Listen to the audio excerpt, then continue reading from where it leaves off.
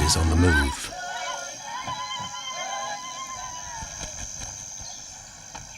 Raptors hover over a withered carcass. But there is scent of fresher meat in the wind.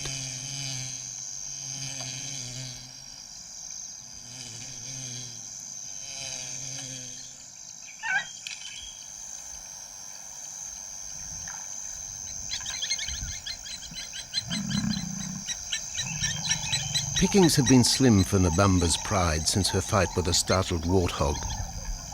The lioness is limping from the encounter. And even the pride's big male, Jabu, wonders when his next meal will come.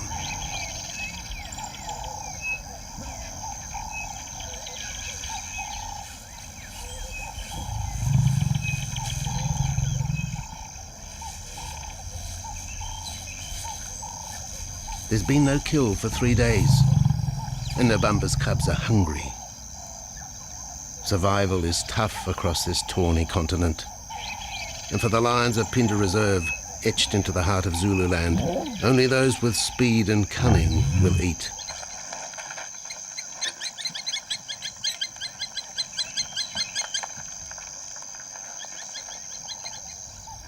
For this pride anyway, it's been a long time between meals.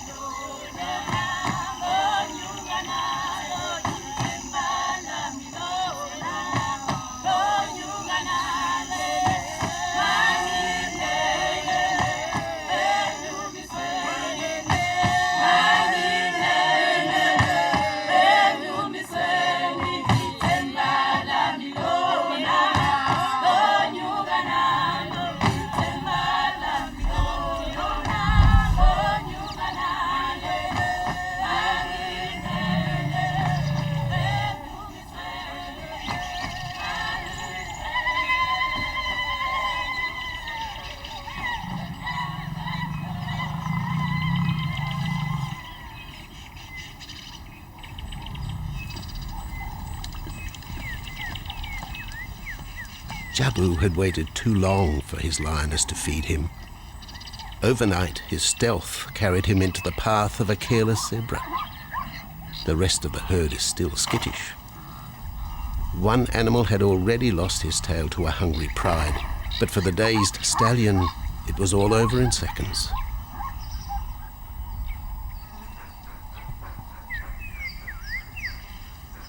The big male watches his kill from a distance, exhausted by the chase, exhilarated by the sport.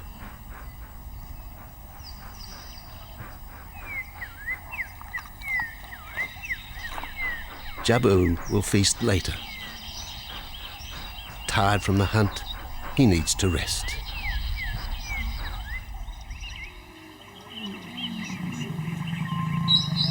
But his prey will be safe. Few scavengers will risk the sudden return of the Lion King.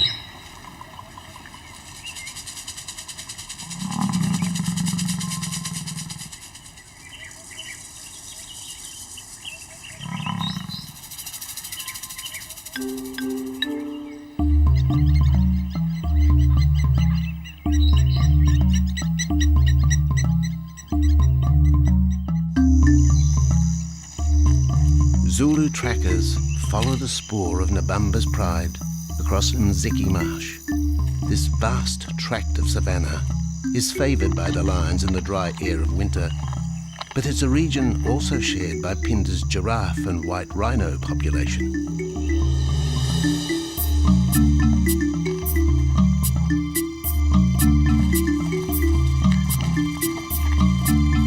Through modern times, most of southern Africa's wildlife has been ravaged by hunting and habitat loss. Farmland, overgrazed and buffeted by domestic stock, has ripped the heart out of the original bush. The open, broad-leaved woodland, acacia bushveld, and wetland habitat had all but disappeared, taking with it the wildlife.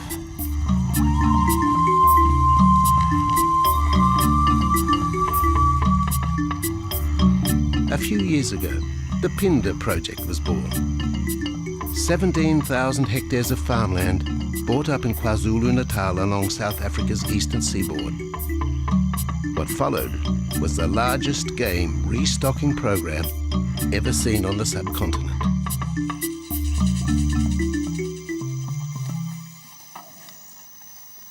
The land was overgrazed to a certain extent and it wasn't in very good shape. They put all these farms together, put a perimeter fence around it, and then brought in a lot of game.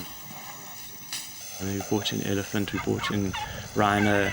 We started off with those sort of animals and then started with cheetah, bringing in cheetah onto the reserve, mainly to get them used to the area before the lions came on, because the lion is a more superior predator as such and would dominate the cheetahs. We wanted to get them settled first before the lions came in.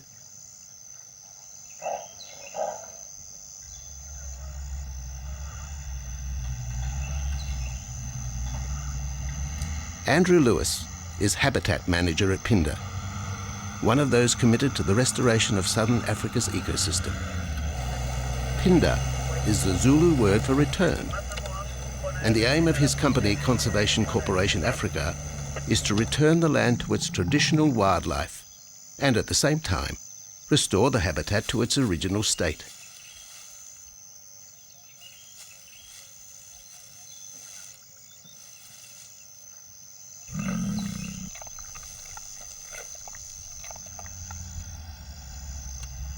Phinda is cautiously open to top-level tourism, limited and luxurious.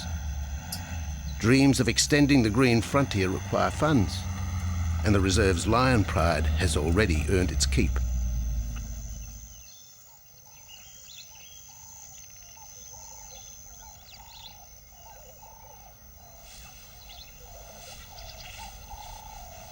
The lions on this property are actually generating revenue for the property through ecotourism, and that they are a benefit to the wildlife because of the draw card. And a few animals, lions, elephants, for example, and rhinos, and possibly giraffes, but those are your main ones that people come to see.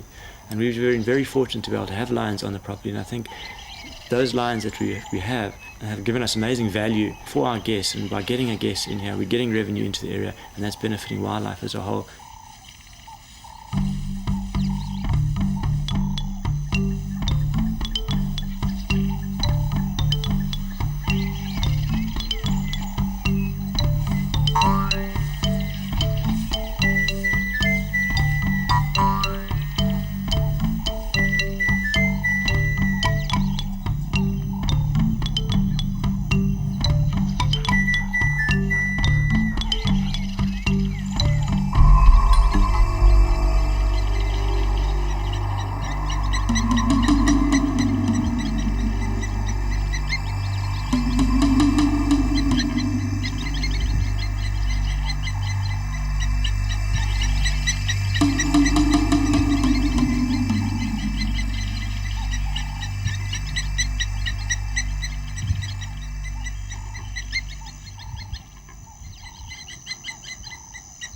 Jabu has returned to his kill. He licks the bloated carcass, but still there is no feeding. Lions will gloat over their prey, delaying the first bite until the meat ripens. For Jabu, the prospect of the meal is to be relished as much as the eventual feast.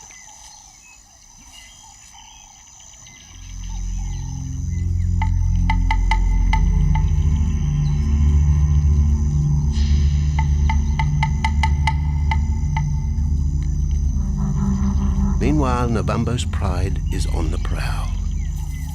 The older cubs are 10 months now, weaned, but still dependent upon Nabambo for food.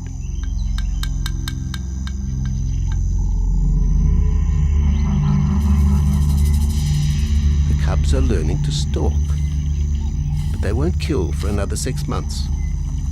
Young male lions are usually ejected from the pride when they are about 2 years old. Fending for themselves, they form hunting groups with other isolated males. Nabambo's cubs aren't sure what to do with prey so close. But the lioness isn't far behind. Their time for hunting will come.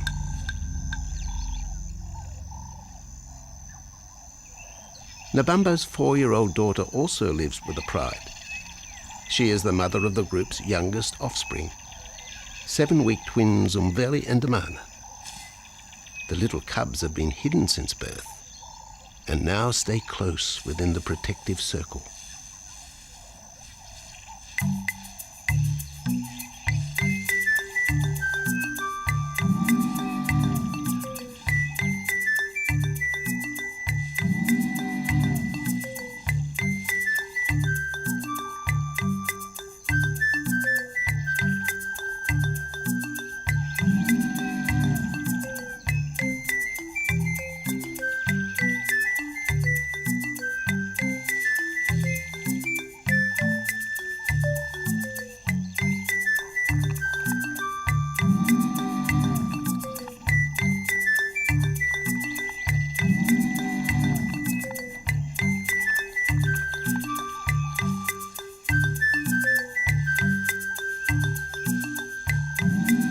Jabu has little time for his small cub.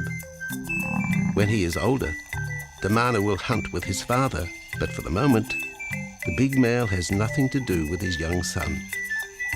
Dejected, the cub finds solace among his siblings.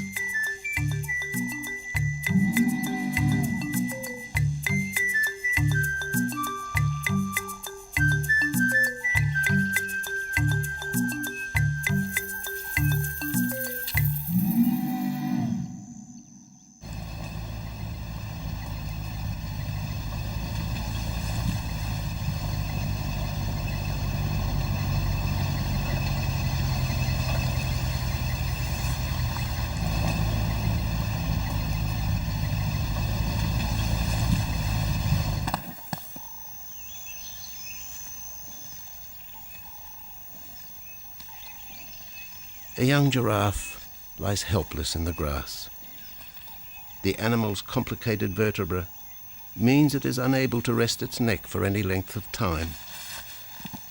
Lack of mobility means blood to the brain slows, leaving the animal disabled.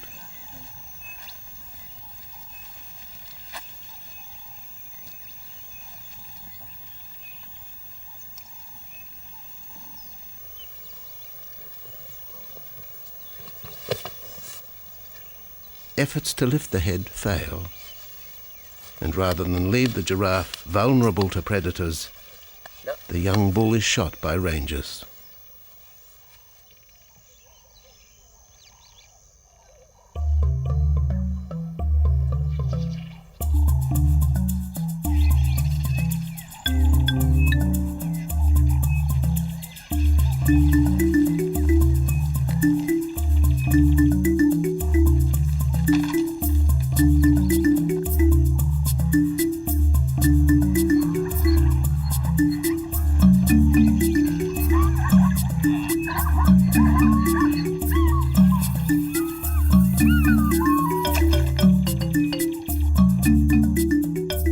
Dusk activity by the waterhole rekindles the interest of the pride. Nabambo is typical of most big cats. They conserve energy 20 hours a day, waking only to groom and hunt.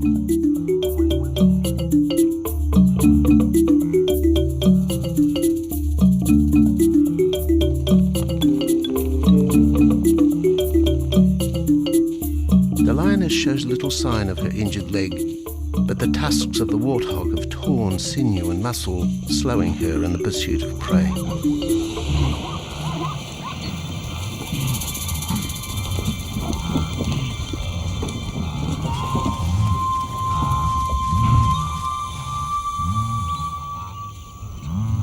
Once again, Nabambo and her pride will go hungry. But the big lioness senses another kill nearby. A young giraffe slain by humans will provide meat for her cubs. Leaving the pride, Nabambo follows the scent.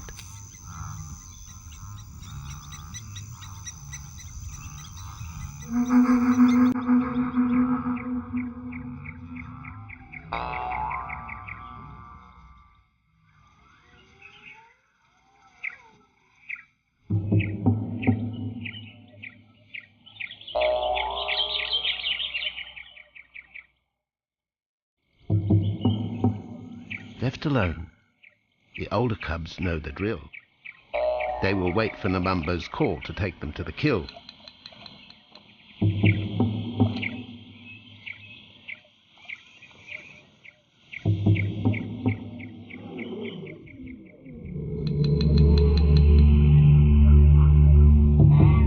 The day moves into shadow. The cubs are restless and a little afraid.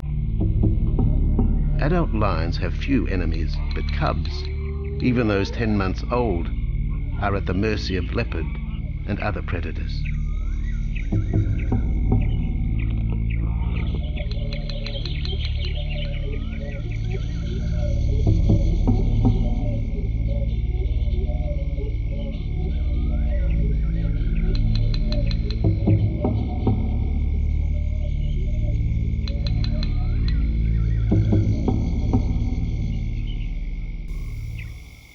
Nabambo has reached the kill, but her daughter is there first. Even though females hunt together, rivalry for the prey is fierce.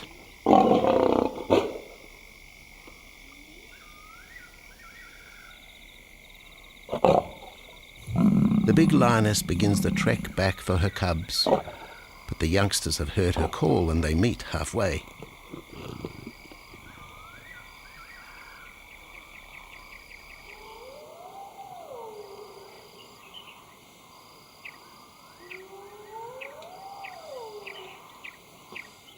Nabambo settles herself in the long grass. The cubs are unfamiliar with her behavior.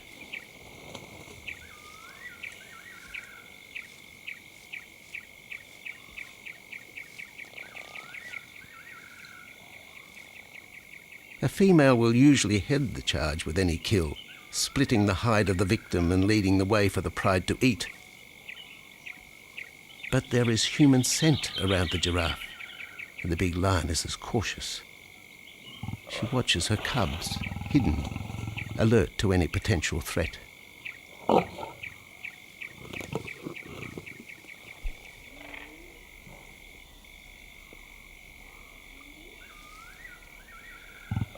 The cubs are curious, confused by this new smell.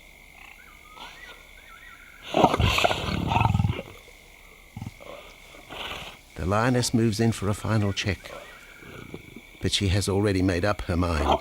The carcass is tainted. There are foreign traces, a dangerous ambience.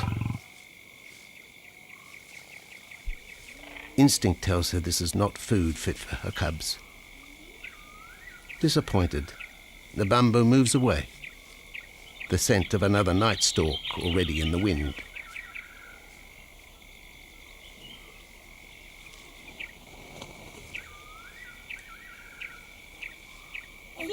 Siyabonga, siyabonga, siyabonga, siyabonga, siyabonga, siyabonga, siyabonga, siyabonga, siyabonga, siyabonga, siyabonga, siyabonga, siyabonga.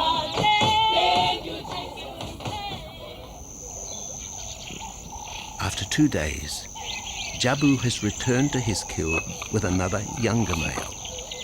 3-year-old Tembi is a son from a previous liaison with Nabambo, and the two paired up after Tembi was ousted from the pride.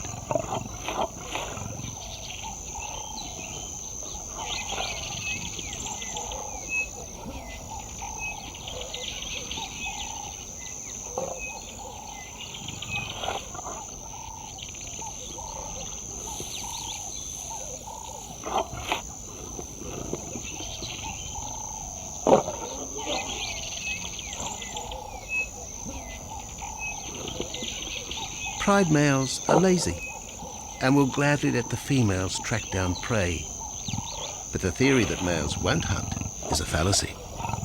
Any hungry male will hunt for himself when no free lunch is provided by the lioness, hyenas or other predators.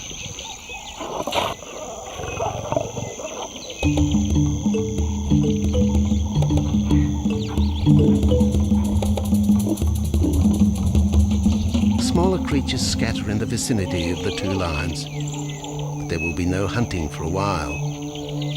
Bloated after the zebra kill, both males will sleep for the next day, oblivious of their surroundings.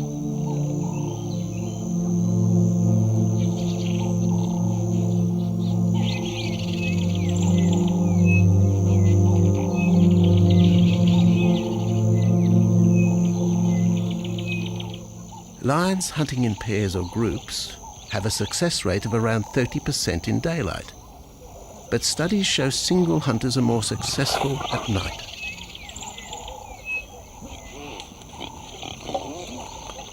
Lions are sociable cats, the only group to take part in communal hunts.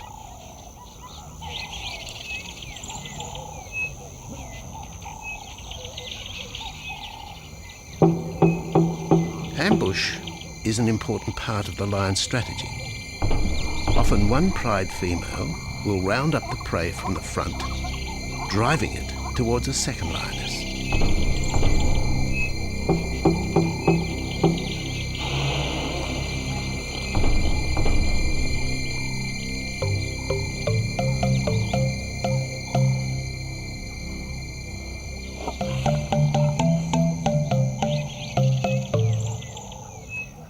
As in most cases, the pride male will only get involved if he has to.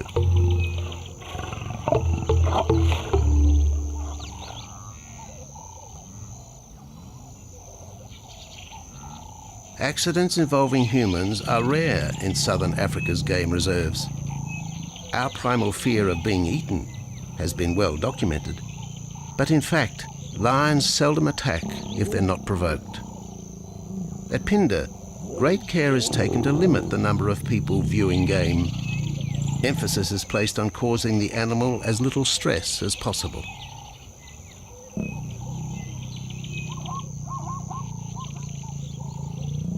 Man isn't a part of their natural food source. They don't normally go out and hunt people. I think your lions are opportunists though, and I certainly think that if your lion is very hungry, under stress, I don't think they'll necessarily go out to hunt you down, but if you interfere with them, they'll certainly kill you. And there's a good chance they might eat you at the same time.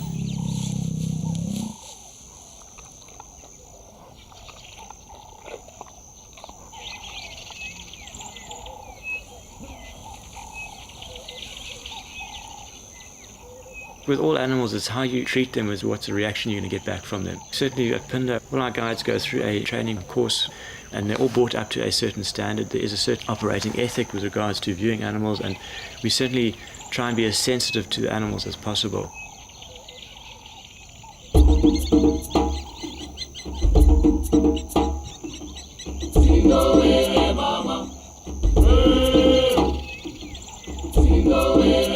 Cradled within the arms of the Ubomba Mountains and the Indian Ocean, Phinda covers one of the most diverse regions of Africa. Here are found 7 different ecosystems, from palm savanna and bushveld to rare sand forest and dense thorn bush, all restored from the pastoral belt which had swept down the east coast.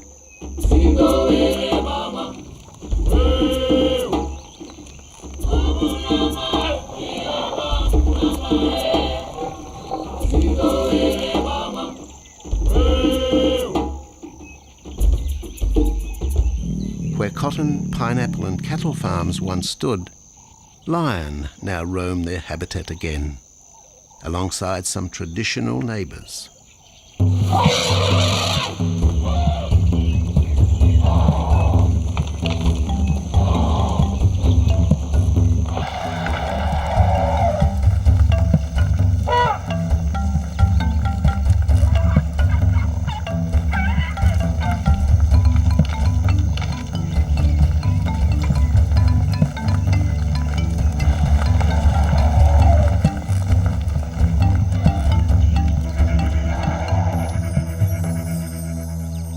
Phinda sees its responsibility to the region extending beyond restoration of habitat and wildlife.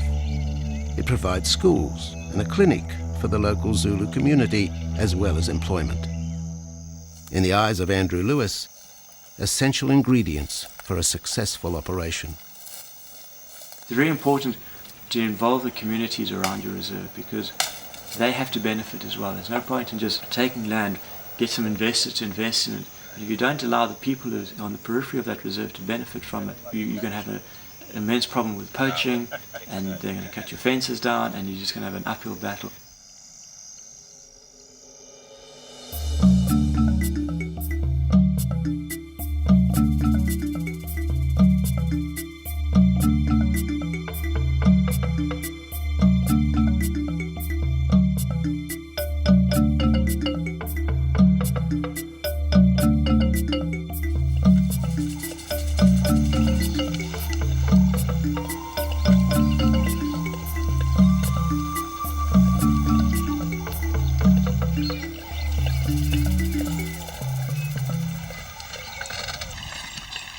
In 1992, the Phinda lions were among the first of the big 5 animals to be relocated to the reserve.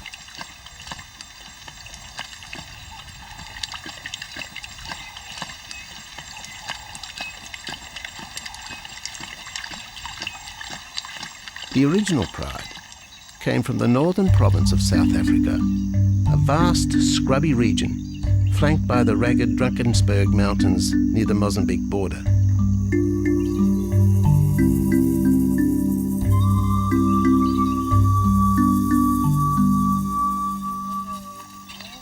Peter Rogers helped round up Phinda's first pride, handling the lion's capture and subsequent move south. Today, he's head vet at the Hoedspruit Research and Breeding Centre for Endangered Species, overseeing its cheetah breeding program.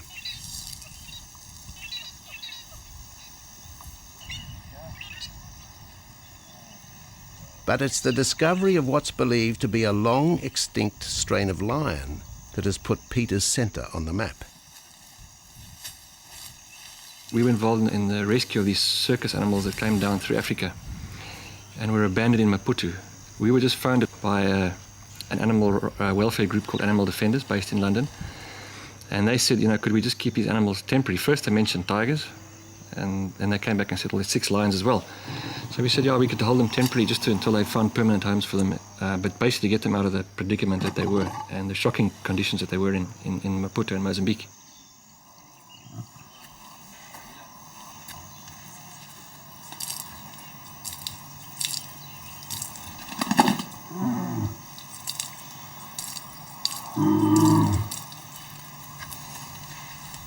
When the lions arrived at the breeding centre, their size, pale colouring, and the male's thick black belly mane put them into the category of the Cape or Barbary lion, not seen in the wild since the early 1920s. A few still exist in captivity, and a male and female were brought to South Africa from an Italian zoo for breeding purposes. But attempts to mate Akef, the big male from the ill-fated Mozambique circus, with the Italian female are proving difficult.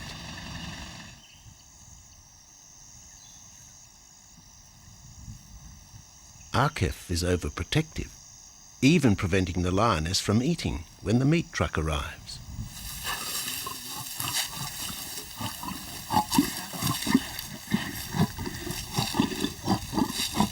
Finally, though, Sisi makes her breakthrough.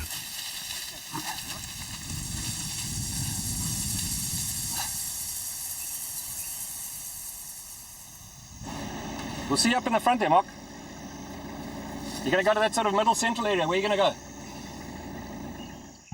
In the next enclosure, Arturo, the Italian Barbary male, is about to be sedated.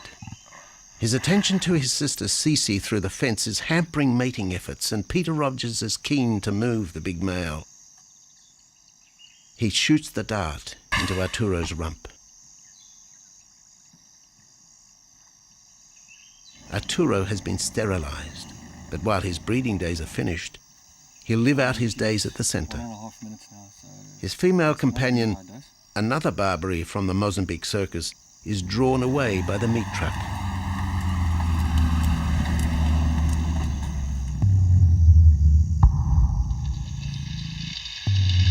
It's 20 minutes before the anaesthetic takes effect.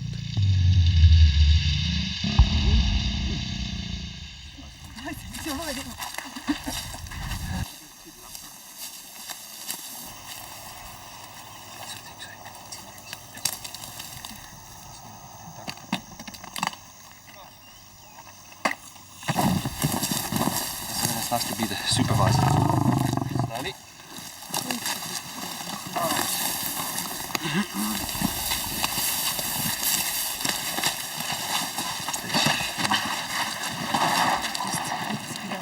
You'll need all your help at the bottom just to put him back into the cage, okay?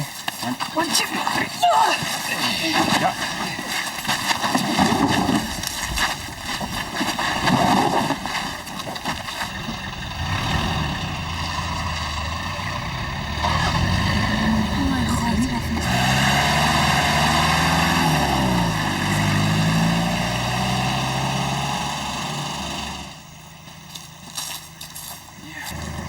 As we niet afgedaan.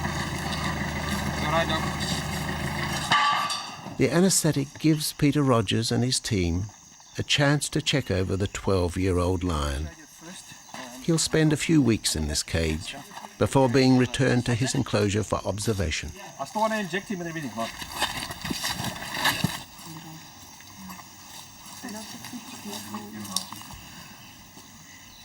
It's very exciting to be part of this project because they feel that there are perhaps not many Barberries, if any, that are really pure, that are left even in captivity. They feel that over time other animals from other genetic bases are brought in. So there's a big project afoot, Oxford University, to do the genetics. So that's just getting off the ground now.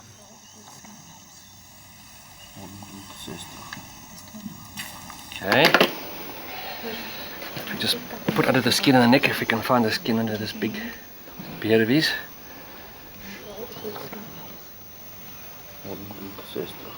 Normally lions wouldn't have this many ticks, but being from Italy, a European lion, it doesn't have that innate or inherent resistance to ticks. It does come with time.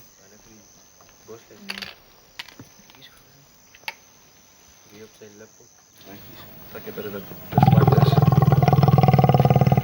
So what we can do is we can put him in there and roll him over inside there.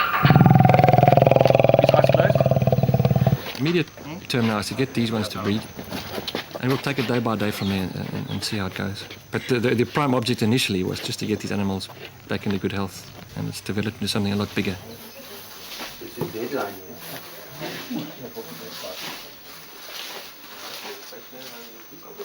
Yeah.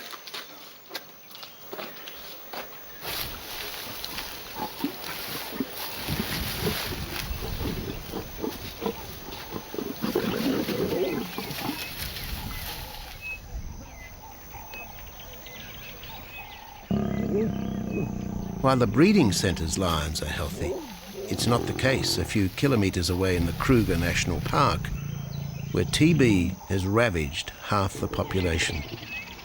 Infected buffalo have been blamed for the outbreak, primarily in the south of the park, and attempts are being made to fence off the diseased area.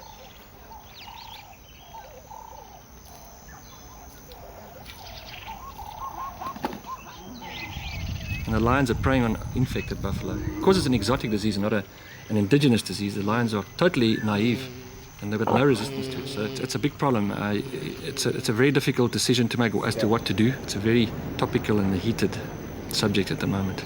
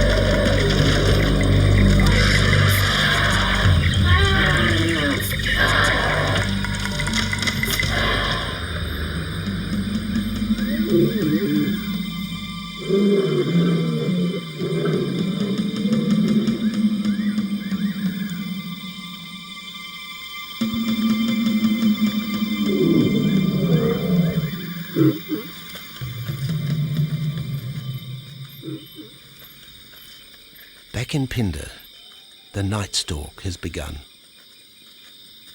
Nabambo keeps her cubs close. They're hungry, but tonight only Impala can be tracked down, a morsel for the lioness.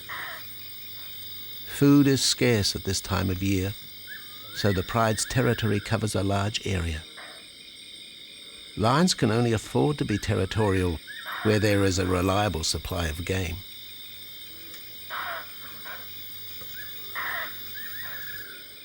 Jabu wants to mate. He's been with his pride for nearly a year now.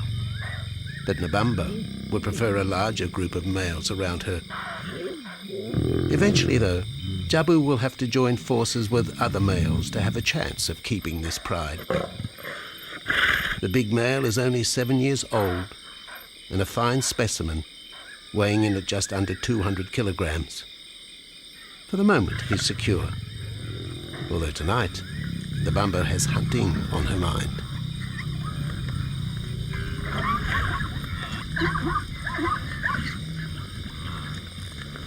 The cubs follow in the lioness's wake. If there is a kill, she will feed first. Often, weak cubs lose out to a hungry mother.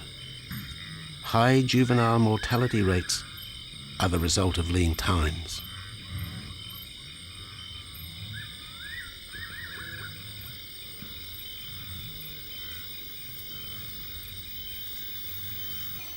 Jabu has had enough. He's been walking for hours. Sleep is more important. And the zebra he ate 2 days ago will suffice for another night.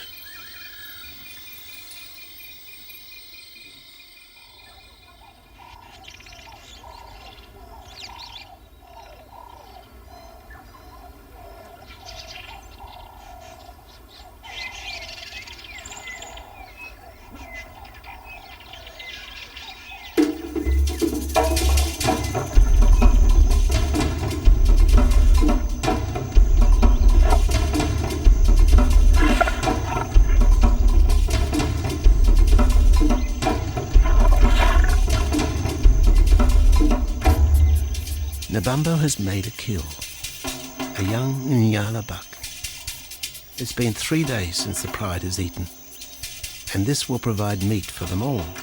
But the lioness will eat first.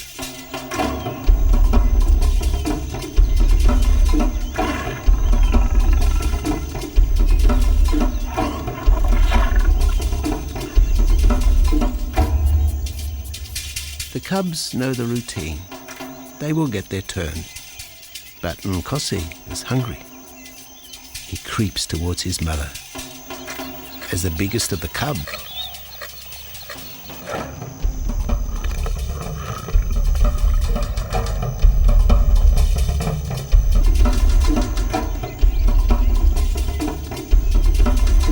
Nkosi watches. A lioness can eat more than 20 kilograms in a single sitting. This could be a long wait for the little cub.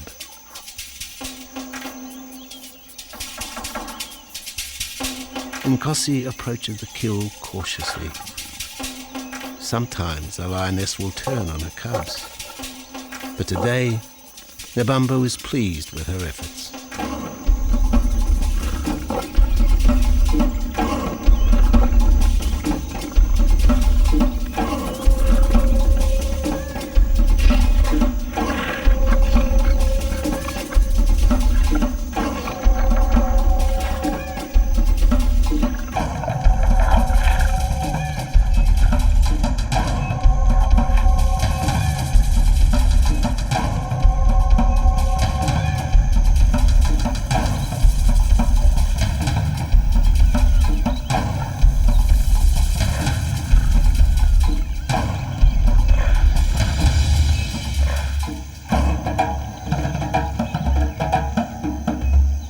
Nabambo has had her fill, for the moment anyway.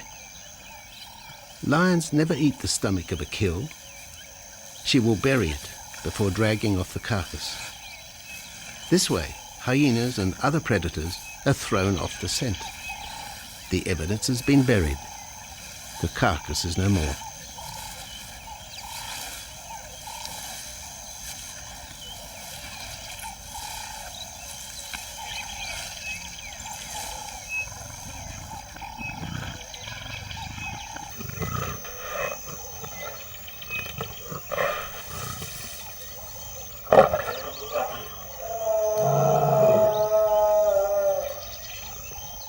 Nabambo's daughter hears the call.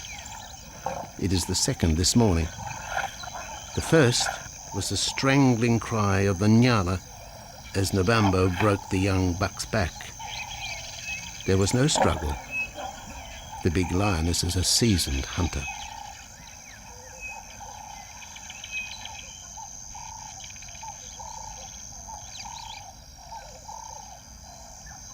The rest of the pride will feast on the carcass after Nabambo retires. But first, they will drag it into the bushes, away from prying eyes, away from raptors already circling the kill scene.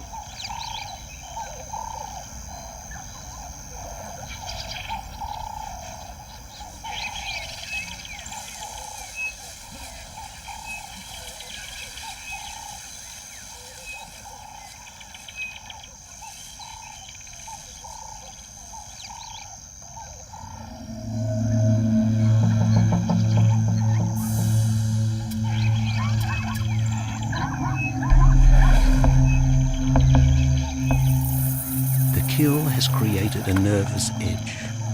Even the hippo, its bad temper legendary, is flustered, anxious to protect its waterhole. Wildebeest are a favourite prey for lions. Naturally, they feel vulnerable. But for the pride, there is no agitation. Gorged, they will sleep for the next day. Even Mveli and Damano, the 7-week twins, have tasted blood for the first time. But it will be many months before they take part in a hunt. For the moment, they just want to play with Nkosi.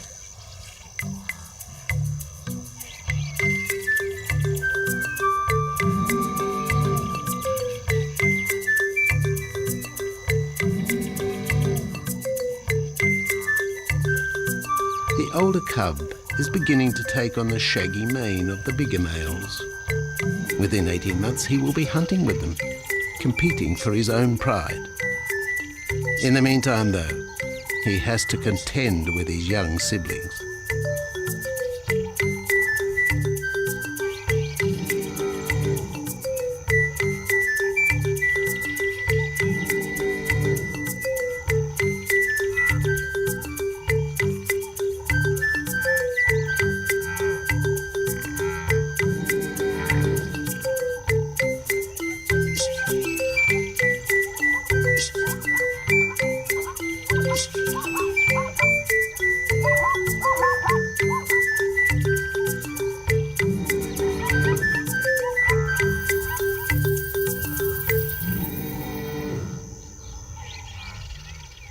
Jabu rejoins the pride.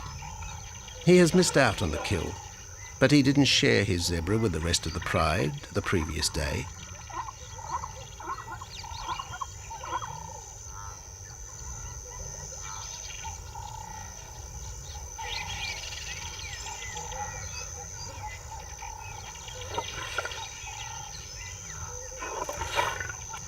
A half-hearted attempt at mating, but the big lion's attention is drawn to a curious onlooker.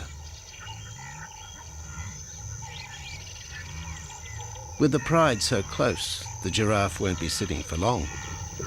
Drinking and sitting is when they are at their most vulnerable.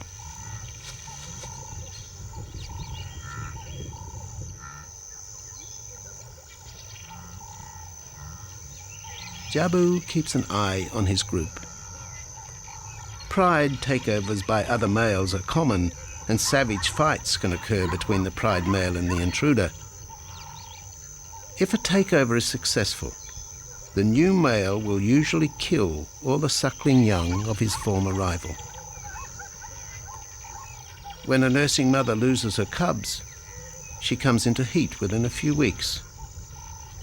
The normal interval between cubs is about 2 years, with a gestation time of 3 to 4 months.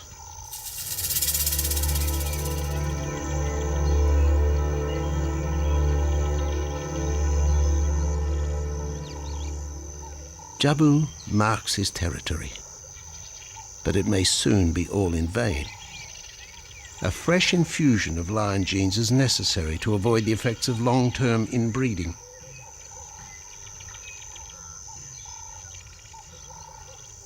It's likely Jabu and his son Tembi will be swapped for males from another game reserve. This will broaden the bloodlines of future lions and avoid the genetic risks currently facing the pride at Phinda.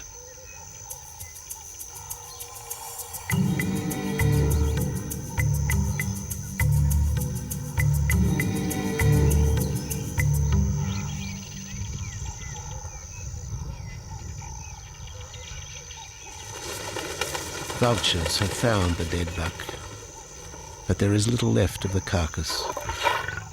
Mbamba and her pride have eaten. The big lioness tries to dislodge Inyala fur from her teeth.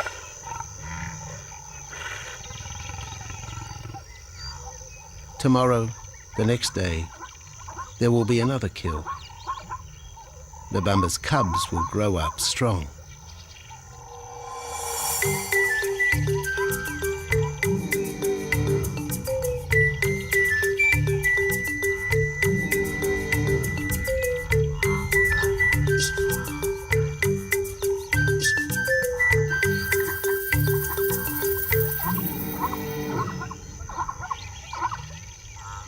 The lion is the greatest of all predators, the essence of all that is Africa.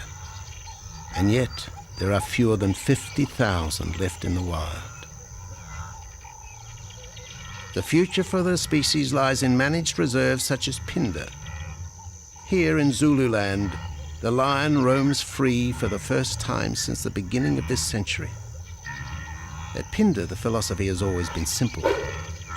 Africa's wildlife land, undervalued and underutilized, is the continent's most precious natural resource. Focusing on the animals, their habitat and local communities is just the beginning of an African renaissance. Phinda is, after all, the Zulu word for return. Maybe, too, it's a chance for man to redeem himself just a little.